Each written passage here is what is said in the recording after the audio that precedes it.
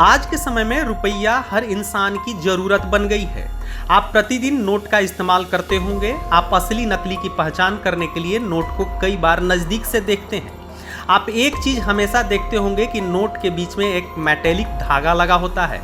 लेकिन क्या आप जानते हैं कि इस धागे को क्यों लगाया जाता है, इसे कैसे लगाया जाता है, यह धागा किस चीज़ से बना होता है और इसकी शुरुआत कैसे हुई?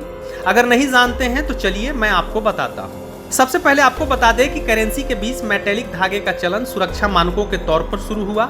इस चमकीले मेटेलिक धागे पर एक कोड भी लिखा होता है, हिंदी में भारत और अंग्रेजी में RBI यानी कि रिजर्व बैंक ऑफ इंडिया।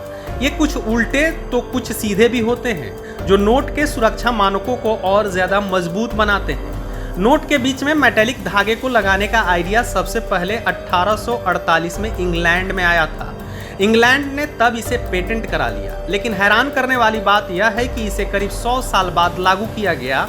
ये उस समय लागू किया गया जब इंग्लैंड में नकली नोट छापने का चलन काफी बढ़ गया था। The international bank note society यानी IBNS के अनुसार दुनिया में सबसे पहले नोट करेंसी के बीच मेटल स्ट्रिप लगाने का काम बैंक ऑफ इंग्लैंड ने 1948 में किया।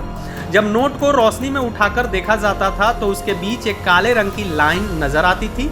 माना गया कि ऐसा करने से क्रिमिनल नकली नोट बनाएंगे भी तो वो मेटल थ्रेड नहीं बना सकेंगे। हालांकि बाद में नकली नोट बनाने वाले नोट के अंदर बस एक साधारण काली लाइन बना देते थे और लोग मूर्ख बन जाते थे। 1984 में बैंक ऑफ इंग्लैंड ने 20 पाउंड के नोट में ब्रोकन यानी टूटे से लगने वाले मेटल के धागे को डाले, यानी कि नोट के अंदर ये मेटल का धागा कई लंबे डैशेज को जोड़ता हुआ लगता था। तब ये माना गया कि इसकी तोड़ तो क्रिमिनल्स नहीं निकाल पाएंगे, लेकिन नकली नोट बनाने वाले जालसाजों ने इसका भी तोड़ निकाल दिया। दरअसल वे एल्युमिनियम के टूटे हुए धागे को सुपर ग्लू के साथ इस्तेमाल करना शुरू कर दिया। लोगों के लिए इसे भी पहचान पाना मुश्किल था। हालांकि सरकार ने भी सिक्योरिटी धागे बनाने के मामले में जालसाजों से हार नहीं मानी और एक ऐसा सिस्टम विकसित किया जिसमें मेटल की जगह प्लास्टिक स्ट्रिप का इस्तेमाल किया जाता था। 1990 में कई देशों की सरकारों से जुड़े केंद्रीय बैंकों ने नोट में सुरक्षा कोड के तौर पर प्लास्टिक थ्रेड का इस्तेमाल करना शुरू कर दिया। साथ ही थ्रेड पर भी कुछ छपे शब्दों का इस्तेमाल शुरू हो गया जिसे नकल करना असंभव हो गया। भारत में 5, 10, 20 और 50 रुपए के नोट पर भी ऐसी ही पढ़ी जाने वाली स्ट्रिप का इस्तेमाल होता है। ये थ्रेड गांधी जी की तस्वीर के बाईं ओर होता है। इससे पहले रिजर्व बैंक जिस मेटेलिक स्ट्रिप का इस्तेमाल करता था उसे मेटेलिक स्ट्रिप प्लेन होती थी, उसमें कुछ लिखा नहीं था। आमतौर पर बैंक जो मेटेलिक स्ट्रिप का इस्तेमाल करते हैं वो बहुत पतली होती है। ये आमतौर पर एल्युमिनियम की होती है या फिर प्लास्टिक की।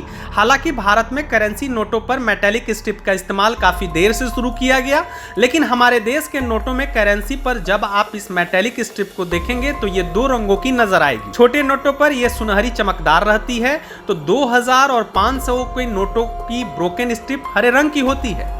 हालांकि कुछ देशों के नोटों पर इस स्ट्रिप के रंग लाल भी होते हैं।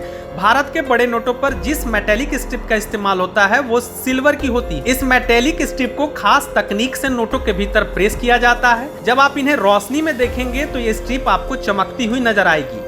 आमतौर पर दुनिया की कुछ कंपनियां इस तरह की मेटेलिक स्ट्रिप को तैयार करती है। माना जाता है कि भारत भी अपनी करेंसी के लिए इस स्ट्रिप को बाहर से ही मंगाता है।